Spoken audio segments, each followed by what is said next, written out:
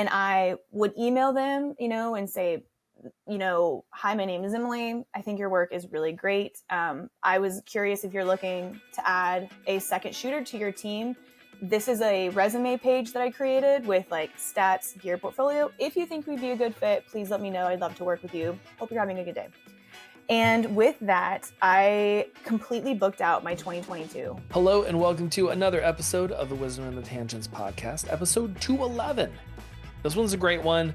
I've got my friend Emily Wisch on the show, and we're talking about all things second shooting. So if you are looking to be a second photographer, an assistant to someone on set helping with gear, all of those things, this is for you. She shares a ton about her experience, how she second shot like 50 something weddings in a year, and just all of the stuff that she does to set herself apart from everyone else who's trying to second shoot with everyone who needs second shooters. This one is full of a lot of great information, so let's get into my conversation with Emily Wisch. We're talking about second shooting today and being a second photographer, an assistant photographer, all that kind of stuff, and how to be a really great one. I'm excited too. I know we had talked in December when I had second shot for you, and we had started talking about like that journey and what led to me second shooting. So thank you for having me today as well.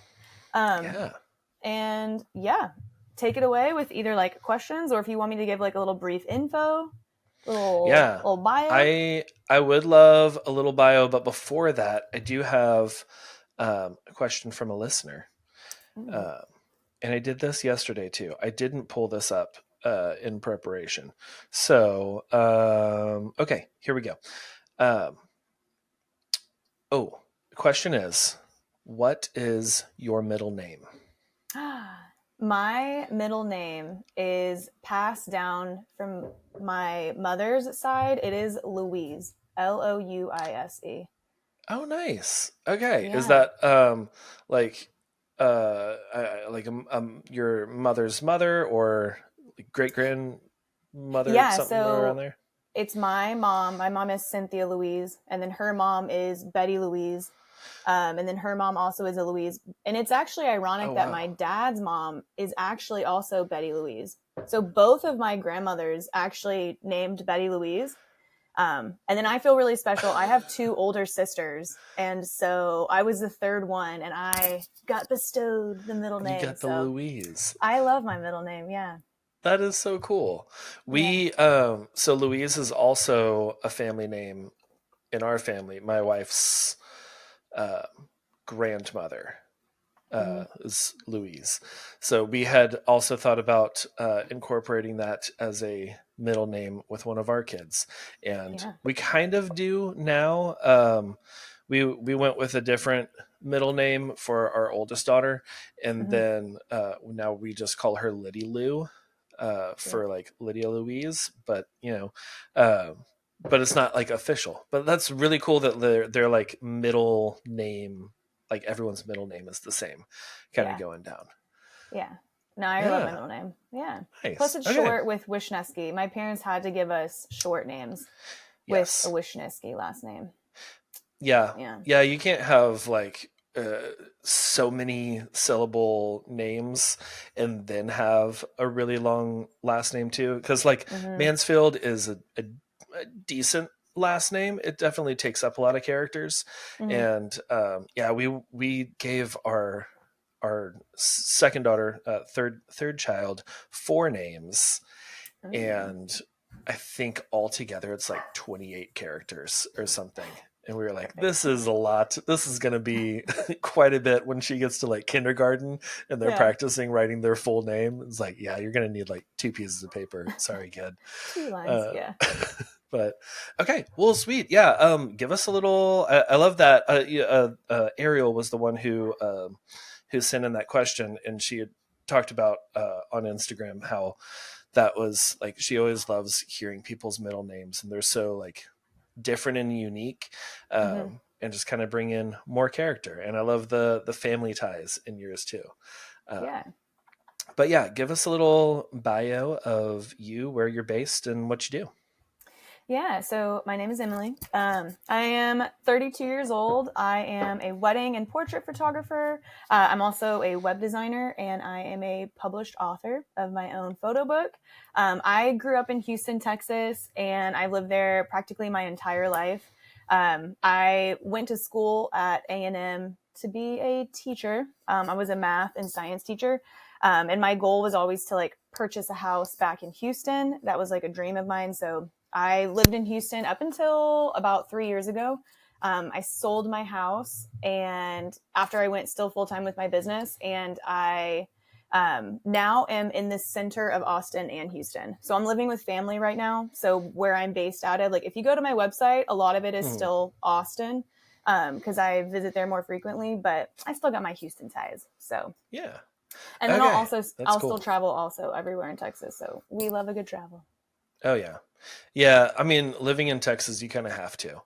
Uh, it's always Yeah. fun, like talking to like my DC photographer friends, or like friends up in like Delaware or something, where they're like, oh yeah, if it's more than 30-45 minutes from my house, I'm not taking that wedding. I'm like, oh, if I did that, I would not have a Never. business.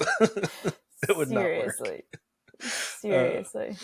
that's cool. What's one of your? I know this is a little tangent, but hey, we do this here. Yeah. And I used to live. I lived in Austin for like 15 years or so. Mm-hmm. So, what's one of your favorite places to shoot in Austin? Ooh, that is a really great question. So I would say my top two, I love shooting at the Wildflower Center because I just love the nature scenes there. There's so many opportunities for like indoor and outdoor. And then I Hmm. also really love Bar Mansion. I love the glasses that their Yeah. reception has. And then also the options for like outdoor, like their outdoor ceremony next to that really big tree next to the house, but then also in that other like side building. So I think Hmm. those would have to be my top two Nice. favorite Those venues. are Yeah. Yeah, those are great. I like the the glass windows, and just like all of that. It's just, it looks so great at night. The And string lights too. in this, yeah. Oh, I am Yeah. a sucker for string lights. If you have Yeah. string lights, like especially under a tree, I'm just like, Yes. all right, we're gonna be doing all your photos out here. I'm sorry. Yeah. This is I Yeah. don't make the rules, but this is what we're doing.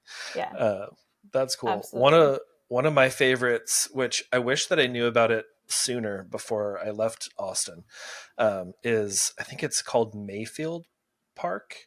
Oh yeah, Um, nature preserve with the the nature peacocks. preserve, yeah, with all the peacocks. Mm-hmm. And yeah, I did a family session out there for one of my, I don't know, probably like 2013, 2014 couples. And we went back out there a few years after that. And yeah, it was just like so many peacocks around. There was like one albino peacock that was just like all white feathers, and Mm-hmm. it was crazy. And then all the, just so much nature and so many Mm-hmm. blooms. And I think it was like May or something, so everything was like fully bloomed, and it was really nice. I would love to go back out there. Maybe I'll take the family out there and we can just Oh have a fun time yeah. and like take our own photos and that kind of stuff. That's a 10 out of 10 recommendation. I was just there last week after a courthouse elopement, Oh, and nice. they didn't have too many peacocks. They honestly only had like five. So I wonder if they had their little house. But such a cool Yeah. place Oh, for yeah. adults and kids. Like really, truly, that little garden back there is just really cool too. So Oh, yeah. Yeah. yeah, And all the little ponds and like lily pads and stuff they have there too. It's just, yeah, it's so much fun. And like for a photo shoot, having something like that where you can like, it just brings in natural things for like your clients to look at and to interact with, and mm-hmm. get like those natural photos, instead of like just an open field where you have to do a lot more of the creative thinking on top of that. It's just like a Mm-hmm. place like that, I'm like, okay, this is great. It's doing half Perfect. the work for me. I love it. Yeah, no, it is a beautiful place. It's a beautiful Yeah. spot. Okay, so with those venues and everything, like Mm-hmm. shooting weddings. You know, I know you, could you give us a little story? I know you've talked to me off camera whenever we Mhm. were photographing a wedding together about your whole like journey in second shooting and all of that. Could you give us a little story time about like how you started that and just like how you really built uh, a second photographer kind of business where you were very busy? Because I get that from a lot of people of like, I want to get into the wedding business, but I don't know how to reach out to people to second shoot. How did you go Yeah. about doing that? Yeah. So my story is kind of one of the phoenix rises from the ashes, and it really starts with a heartbreak.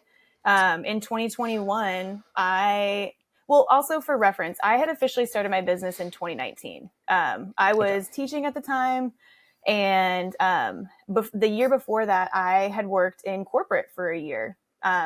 I had been in teaching for 2 years, and I was like, if there's something else that I want to try, I'm going to try it now. So Mm-hmm. I went into the corporate world, and I was there like social media manager and a digital marketing specialist. And I did that for a year. And then a spot at my old alma mater school showed up for teaching. So I went back there. This all has a point, I promise you. We love tangents. Oh yeah, Uh, I'm wrapped in the story already, so we're good. yeah. So 2018, I go back to teaching, and I thought I was like invigorated. I was like, yes, I'm gonna keep doing this. I had started my photography business while I was in corporate. I was like, I love teaching, and I was like, I love working with kids and like helping them, and it was so much more fulfilling than working at corporate. And I go, I'm gonna go back to teaching until I can take my photography business full time. And in the year, like that fall of 2019, I was like, this isn't it. I was like, you're really miserable. And I was like, I think you should just go full time. And I was like, just do it. And then the pandemic happened, and then Mm, we really didn't have to go back. yeah. So I launched it full time. And I was also just taking kind of like odd, not like they weren't in the wedding industry per se. Like I was their in-house photographer for a mortgage company. So I worked with a lot of realtors there. So long story short, and like 2020 and 2021 was really when my relationship, we were together for 5 years. It really started to dwindle. And we lived in that house together. It was my house. I had purchased it. And in 2021, I really just needed to cut ties. And I really wanted to stay in Houston because those were my roots. That's Yeah. where I was getting referrals. My business was picking up. But at the same time, I was like, I couldn't live in that house anymore. And so when I had sold it, I paid off all of my student loans. So yeah, I got profits from that house, but I immediately paid off student loans and kind of started from ground zero again. And not also did I start from ground zero, but I moved from where I started my business. I moved back into with my parents. They are in a small little town right in between Austin and right in between Houston. And I had this dream of becoming a destination wedding photographer. Mm-hmm. Um, but with that, you have to have portfolio work. And Of I was like, destinations. yeah. And I was like, we're just going to do it as we go. Everything's going to be fine.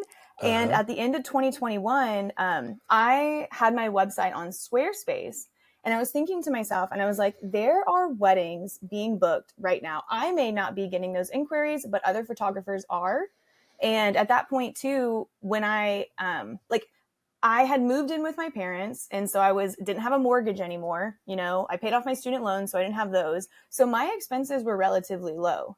And my heart was still so just completely broken. I Mm, also didn't want to market for inquiries either, because I was like, who wants to come to a client? Like, I'm like sobbing. You don't want me to photograph your wedding? Like, no. So I was like, but I could second shoot. So that's when in 2021, I built that landing page on my website. It was like a resume style page. Cause you've seen like the Facebook groups and everything like, oh, I need a second shooter. And so yeah. everyone will just post a photo. So on that page, I had put like all of my gear, my equipment, my experience, and portfolio links. And that's what I would post in the comments. And I started getting a lot of feedback. And then at the end of 2021, I just got so delusional. And I was like, I'm going to start like very Gary V. I think you're into Gary V too. Oh yeah, love I Gary Vee. started I started my own Excel sheet, and I actually calculated how many emails I had sent out. In the past 2 years, I sent out 188 emails. I looked on Google and I looked on Instagram for like Austin wedding photographers, like Houston wedding photographers, and just saw who Mm-hmm. came up. And I would email them, and say, hi, my name is Emily. I think your work is really great. I was curious if you're looking to add a second shooter to your team. This is a resume page that I created with like stats, gear, portfolio. If you think we'd be a good fit, please let me know. I'd love to work with you. Hope you're having a good day. And with that, I completely booked out my 2022 and I stayed completely debt free. I mean, yeah, again, I was taking on probably maybe four. Actually, that's not true. Yeah, I would say like even with the leads that I had, I still had maybe like 4 to 6. And in busy season, I'd have like sometimes 8 to even 12 like second shooting gigs. But that was my 2022. And then I know that this was a long tangent, but to go into say that like leading forward now in Mm. 2023, I started associate shooting at the end of the year. And then I've had so many people when I send them that website, they're like, Emily, your website is amazing. Who created it? And I was like, I did. So now in the fall, I started my like web design business and I'm actually really trying to help like other people who are on this road as well, create that like digital home so that even like you don't necessarily even have to be a photographer, but like any like virtual assistant, right? Yeah. Anything that you're trying to get information and your services on a page. So that was a long winded to say that was for second shooting, but I will say too, like there were photographers who like some of them I only worked with a handful of times, and then there were photographers who like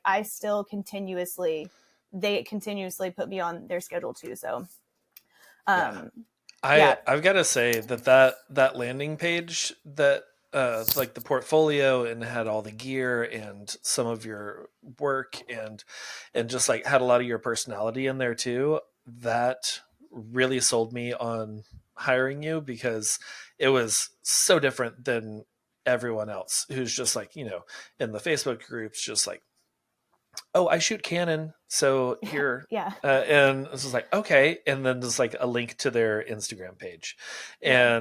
And then, yeah, seeing that page that you had put together, I was like, oh, like Emily's a professional. Like I know like just from this, I can trust that she's going to be great. And you were, and it was great. And like that kind of, um, I see a lot of the same people in Facebook groups often, just like jumping on there whenever people are needing second shooters and just being Mm-hmm. like, oh, hey, here's my gear list or whatever.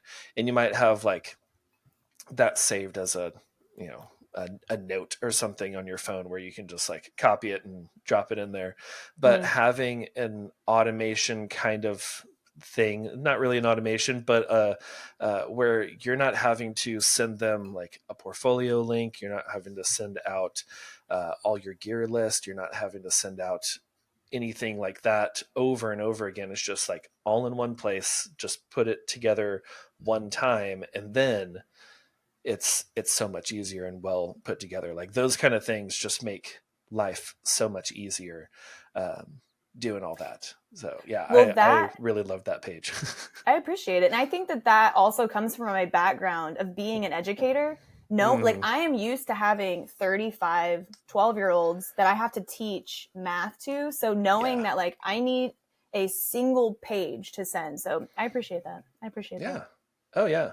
Yeah. I find that like I love how like outside the industry life like weaves in a lot with our like how we run our business. And I have found that like so many like high school teachers, middle school teachers are so well organized, with everything. Like there's another podcaster friend, Leila Mahdi, who now has her own conference and everything where she teaches and brings in other uh, conference speakers.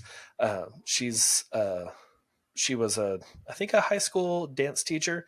Mm-hmm. I know she was a dance teacher. Don't remember if it was high school or not, but like talking to her about everything, it was just like, oh, this is so well organized because you have to be with like keeping track of so many students. And Mm-hmm. it's just, I don't know, I think that it's great that sometimes as entrepreneurs we kind of like sever ties with our our past lives and our like corporate job and everything, like, oh no, I am leaving all of that over there. But sometimes like bringing in that kind of stuff into your entrepreneurial business can be super beneficial, just like that. Oh, absolutely. I mean, taking away, there's something to learn from every experience. So, absolutely.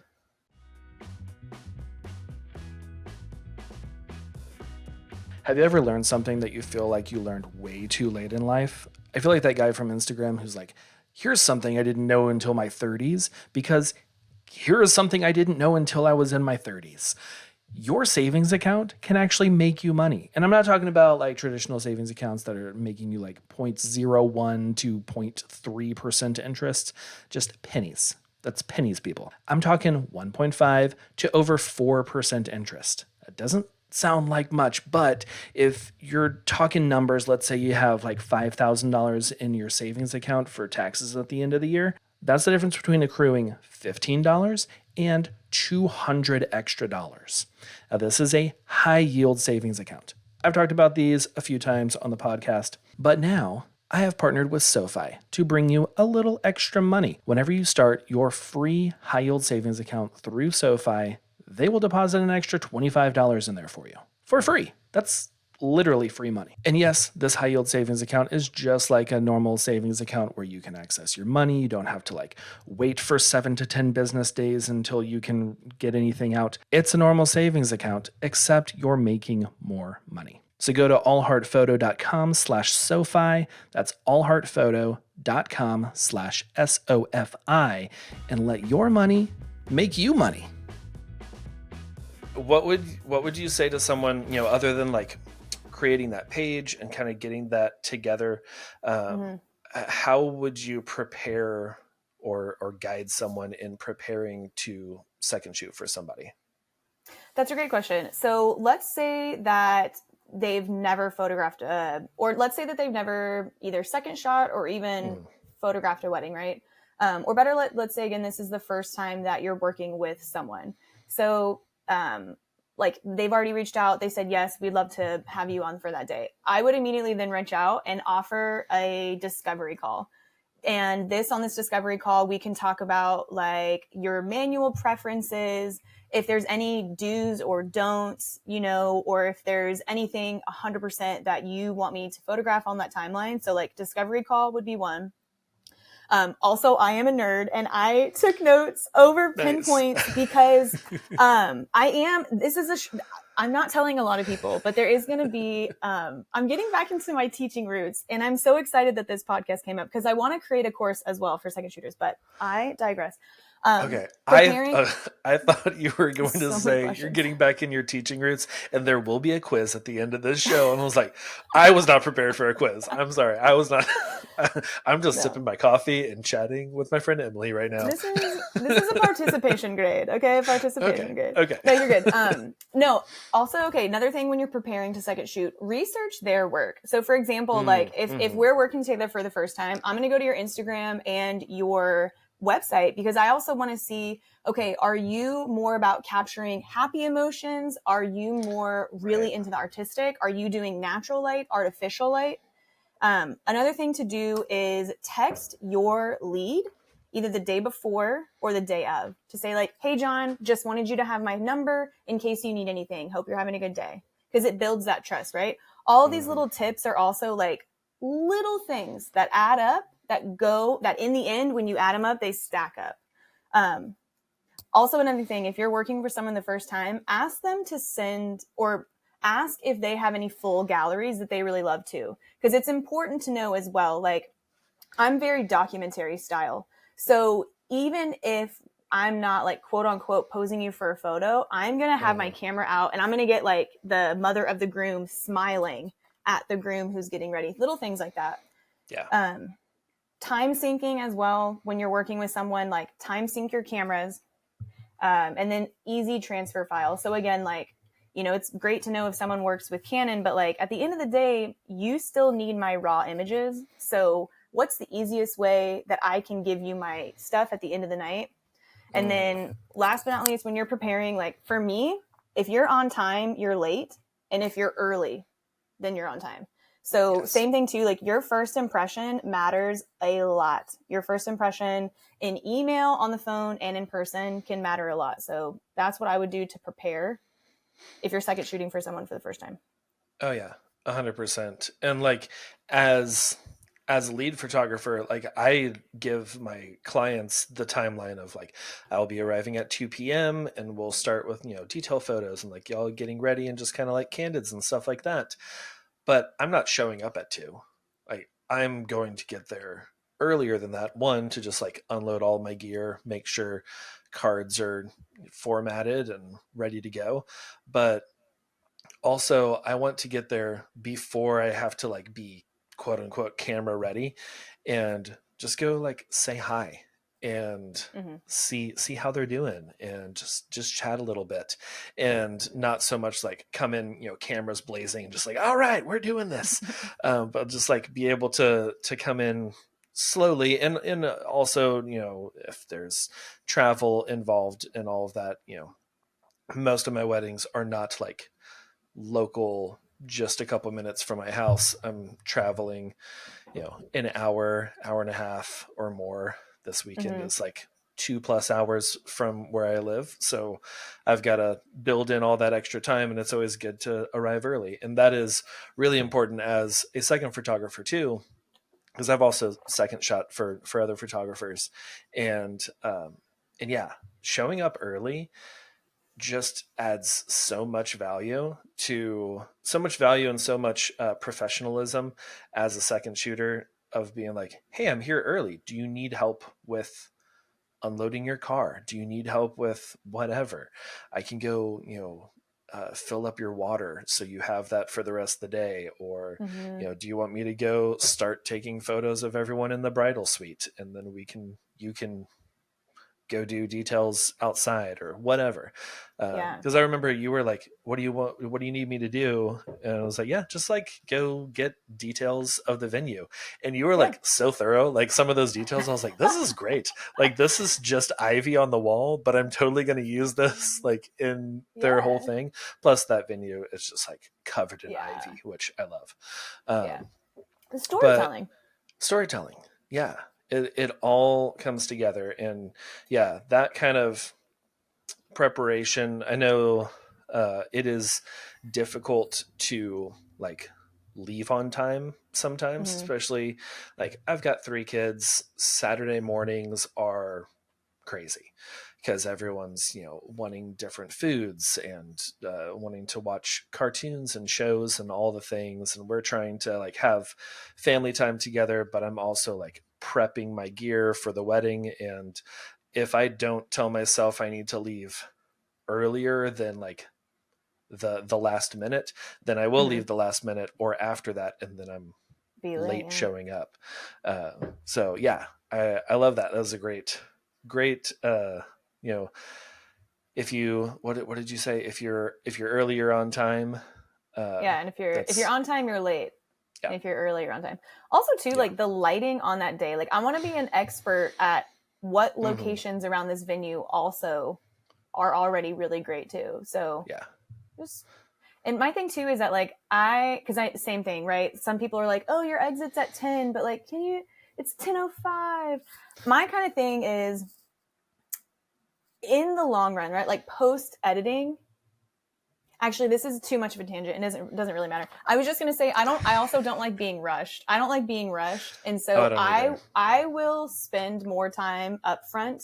You know what I mean? Rather Hmm. than I'm not on the clock. So, anyways, but that's just a personal Right. preference.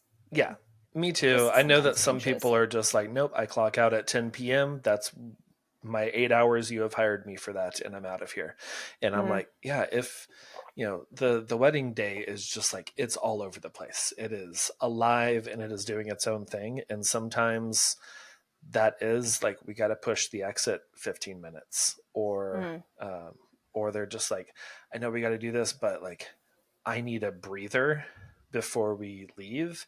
And yeah, being flexible, I think is it adds to the client experience so much. As Mm-hmm. a lead photographer, as a second shooter, there have been times that I have been a second shooter and the lead is like, hey, they wanted to add an extra 30 minutes. Are you okay with staying extra? I'm like, yeah, that's great. Like, I'm Mm-hmm. flexible. We can Mm-hmm. do that. Mm-hmm. And yeah, I just think that's really good. I love Mm-hmm. that advice of like preparing for second shooting. And like you mentioned earlier about like about Facebook groups and finding people there, Mm-hmm. and also like just Googling photographers in whatever city, Mm-hmm. and sending out your 180 something emails. Yeah. Uh, what other ways did you find people to second shoot for? Because I feel like a lot of people are just like, joining these, like Austin area wedding professionals, and then Mm-hmm. they'll just like throw out a random like welcome kind of introduction post of like, hey, I'm looking forward to second shooting for y'all. Hit me up if you need anyone. And I'm Yeah. like, I'm I here. see those. I'm like, I'm not going to remember to come back here and like search for this to send this to you. Yeah. How would you recommend kind of going to find some people to work with?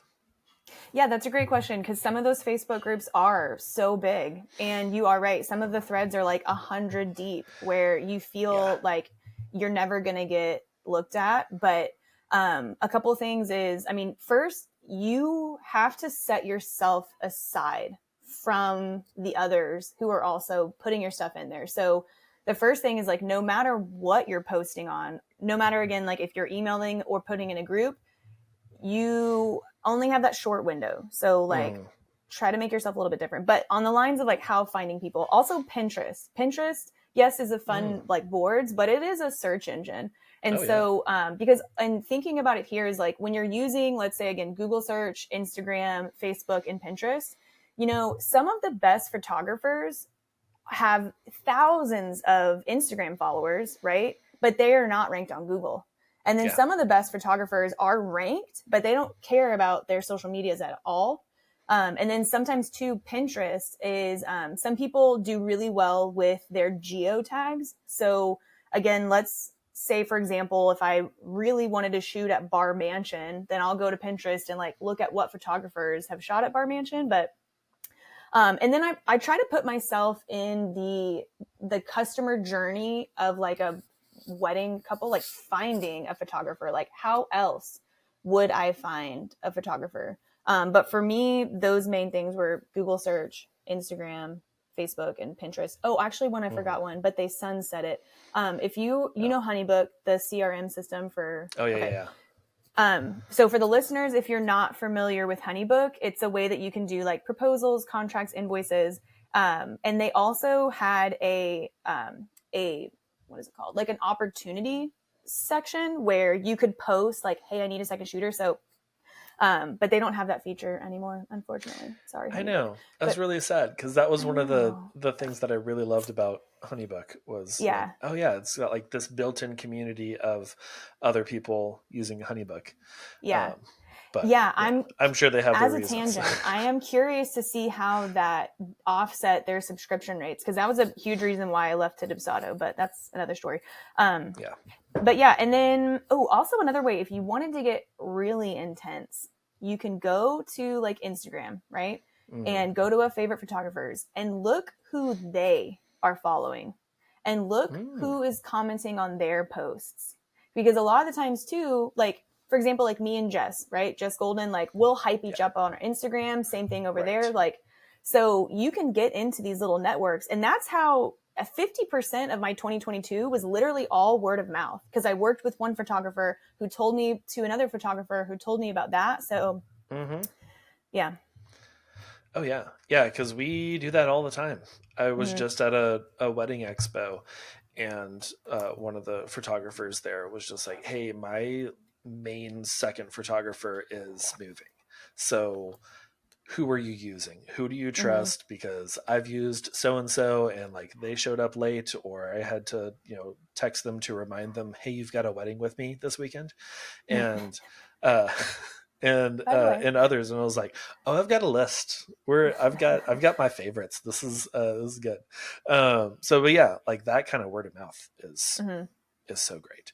Um, Mm-hmm. which like to have that word of mouth, you have to really I don't want to say perform well because it's not like a performance, but you have to um, like serve well at, Mm-hmm. just like as a lead photographer you are serving your clients, as a second photographer you're serving those clients, but you're also serving the lead photographer too and helping um, do whatever they're needing. Do you have any suggestions or anything that you kind of like go through in order to be like a great second photographer on the day, other than just like, rather than being like just another camera angle and just like, okay, I'll do this and now I'm gonna go sit in the corner until you tell me to do something else?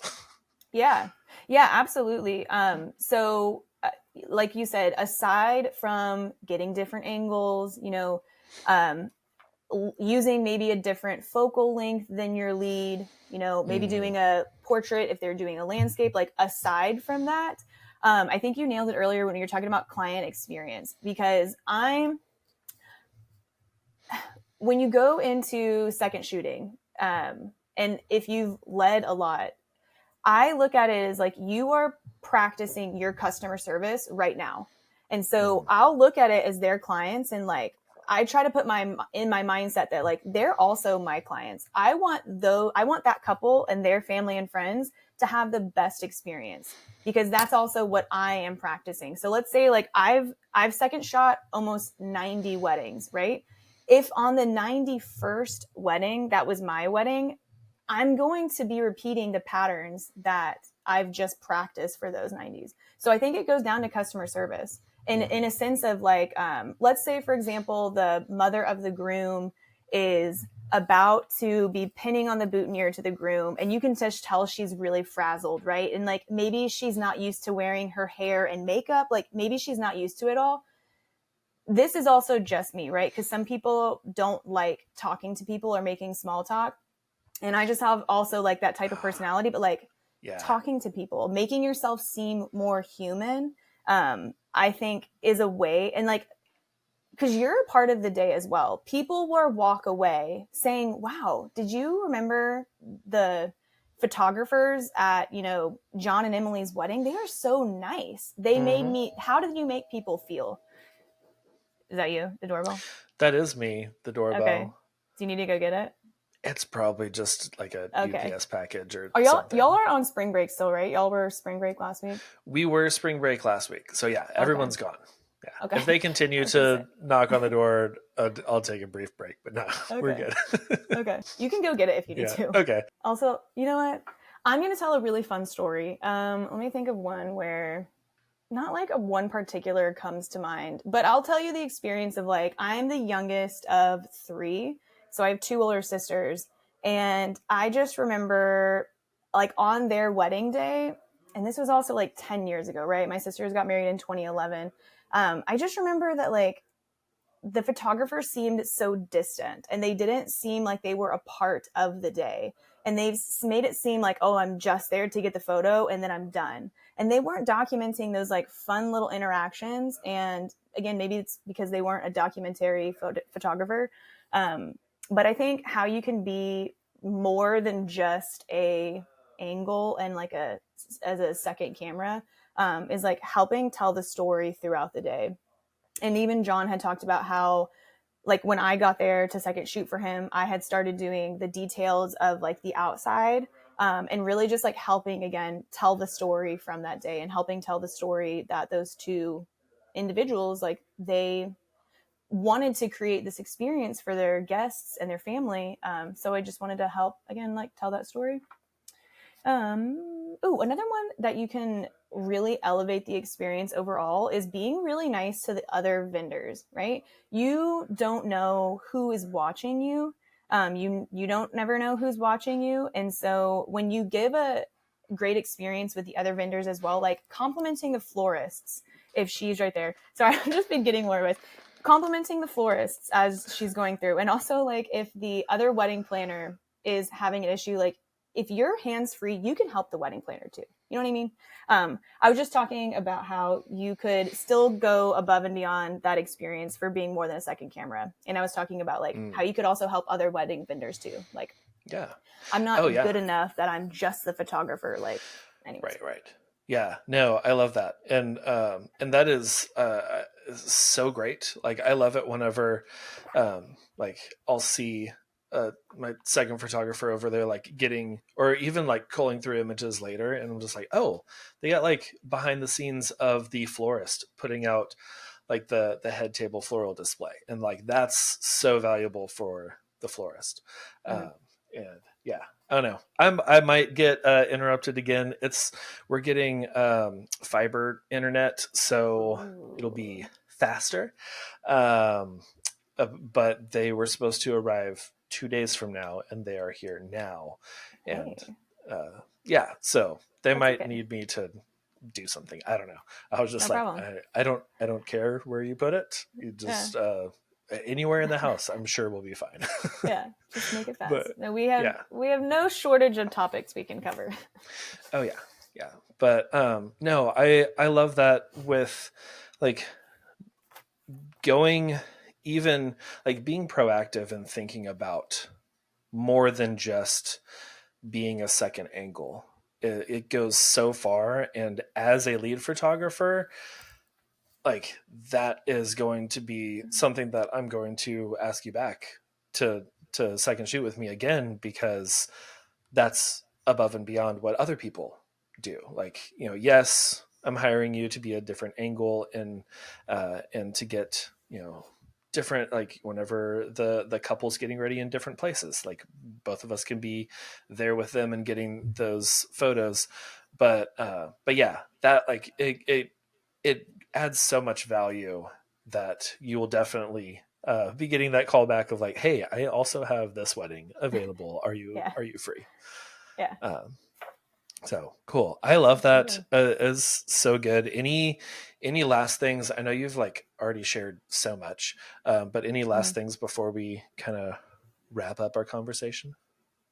Yeah, I would say that if you're wanting to go above and beyond as well, get behind the scenes videos on your phone for your lead. And at the end of the night, airdrop them to them. So as I go throughout, like I try to get at least one 10-second clip from each highlight throughout the day. Mm, So, like we don't have to go through each highlights, but you get it. yeah. And also too, this can be downtime. So let's say one more thing that I had thought about was like when you're getting those different angles. Let's say that John, you're like fluffing the bride's dress and you're getting them set for this very like portrait style, big landscape, like wide.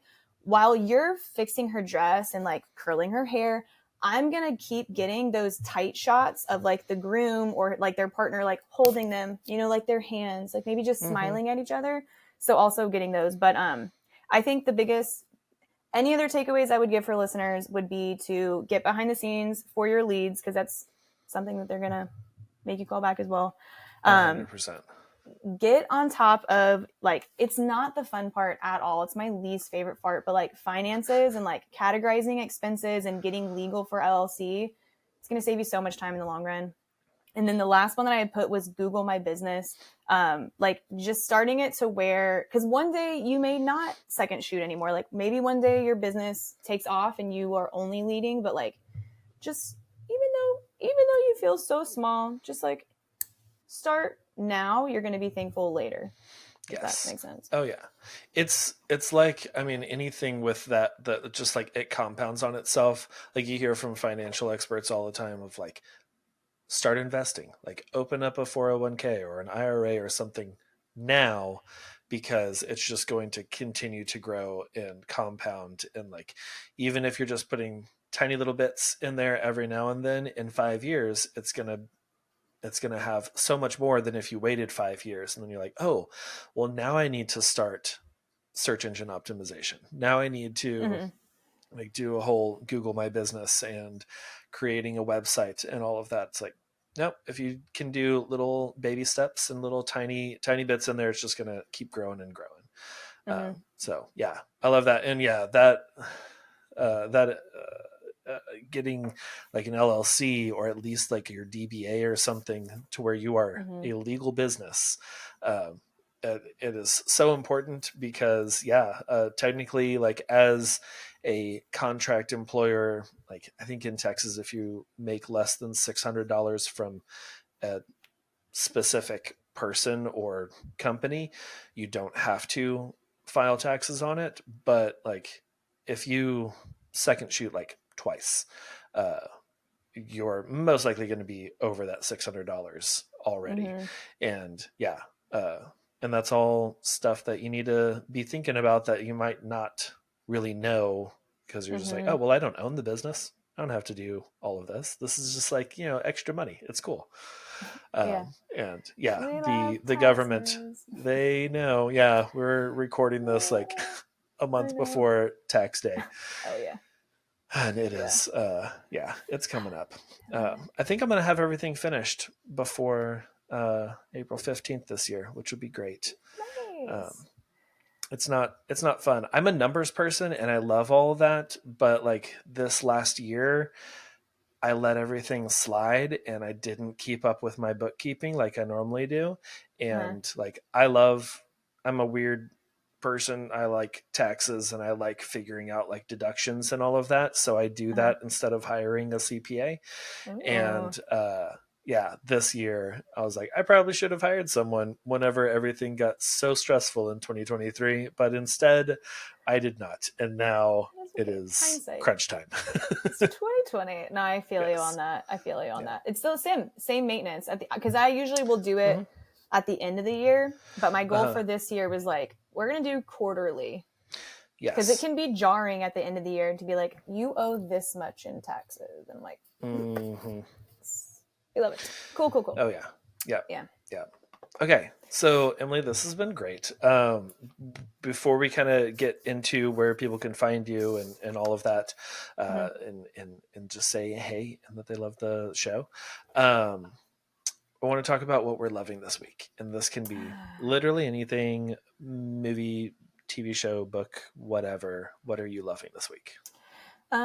Well, I'll give you a quick 3. So I have a favorite recipe that I've been cooking. It's super basic. It's Brussels sprouts, bacon, and Honeycrisp apple, which doesn't sound like it would be good, but the other 3, they're delicious. Some favorite books that I'm reading, actually, I have them here too because I'm a nerd, but this one is called Wild Interiors, and it's about how you can use like different plants in your home for decorations. And it also gives like table spots of like best plants for like lighting and everything. We're just trying to bring a little more here. And then my other one that I love is called Collective Wisdom.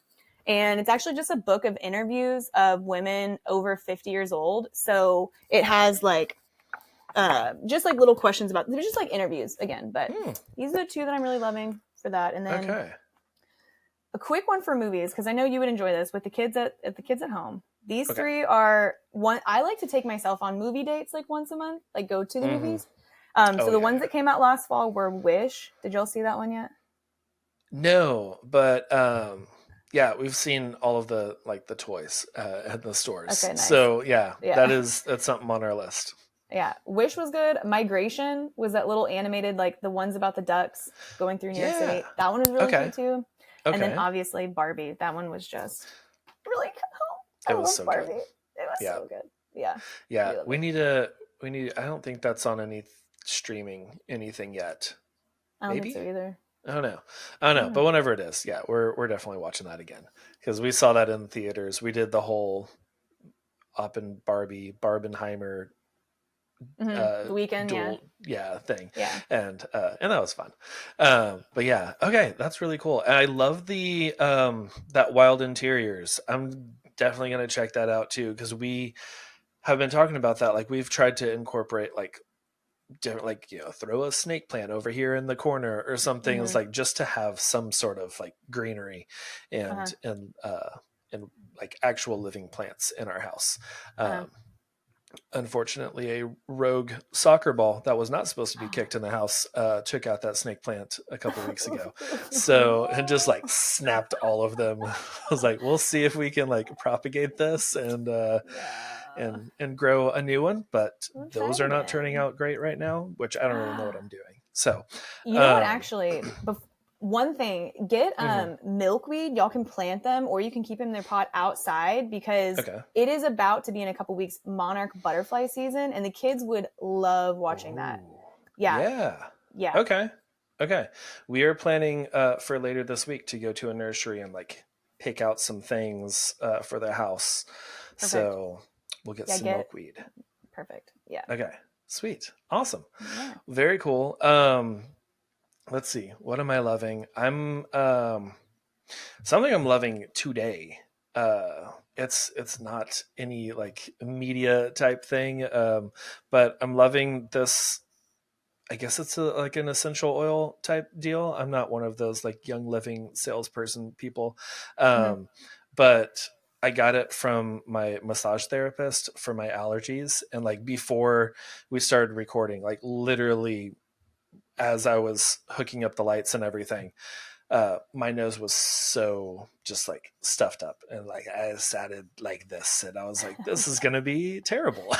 but but I just took a little bit of this stuff called Breathe Again and just put it on my chest, and it's just, it smells really good and I love it. And someone who has had like chronic allergies most of Mhm. my life, it is really great to be able to breathe really easily.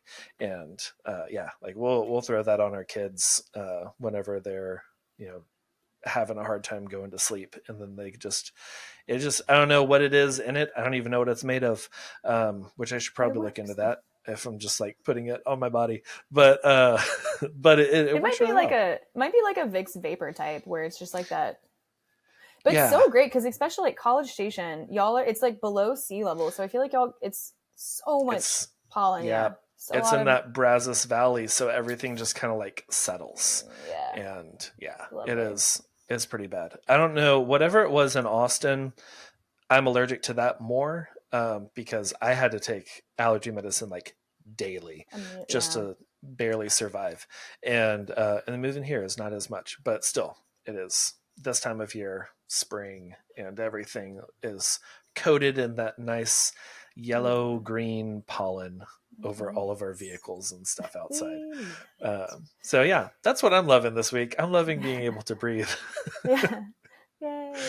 We love But it. yeah. Okay, Emily, where can people find you? Where can they follow along and check out your work, listen to your podcast, all of those things? Yeah. So I would recommend going to my website. It's emilywisch.com. Wish is spelled Wisch. But on my website, you can go there and it's immediately going to be, you can go to my photography side from there or my web design there from my homepage. There's also a link to sign up for my monthly newsletter. So I recommend sending that out the first of every month. I send out just a really fun newsletter with either coupons that I'm running for sales on my print shop or information about sales for my portraits and weddings. And also a lot of other fun things too, like favorites and a word search. I added a word Nice. search in my monthly newsletter, so we Oh, love that's it. fun. Um, but yeah, and then I'll put any updates too. Jess and I had started that podcast in last month. So Uh-huh. it's like very, very new. And then I also have my one that it's not also monthly, but my Wish You Were Here podcast. But I would say my website, emilywish.com. And Okay. as well too, if anyone has any questions, my address is on my contact form. So like feel free to send me questions about second shooters or leave them in the comments. And yeah, I appreciate you having on me here, John. This was so much fun. And I'm excited. We're working together in like what, couple weeks. A couple weeks. Yeah, Yeah. Like it'll be fun. early April, I think. So yeah, Yeah, by the time that this first week of airs, April. we will have just worked together. Yay! So yeah, I'm excited to get to work together again. It was a really fun and like very unique wedding. Mm-hmm. And I feel like this other one is too. I've been getting a lot of those just kind of like very Like non-traditional non-traditional. kind of Yay! weddings, which is like the header of my website. So that makes sense why I'm booking those more now. It works. SEO works. But yeah, awesome. I will have links to all of those things in the show notes. So yeah, listeners, y'all can go check out Emily and go follow in all the different places. But yeah, thank you so much for being on the show. I really enjoyed chatting with you virtually today. Oh, can I give one more?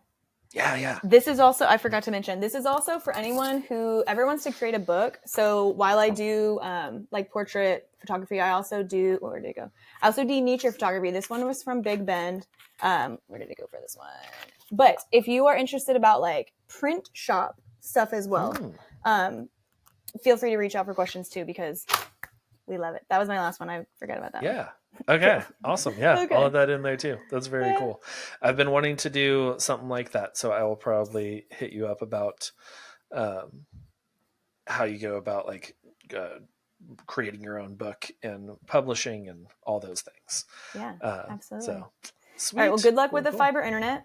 You're going to have, Thanks. It's going to be so nice having fast internet.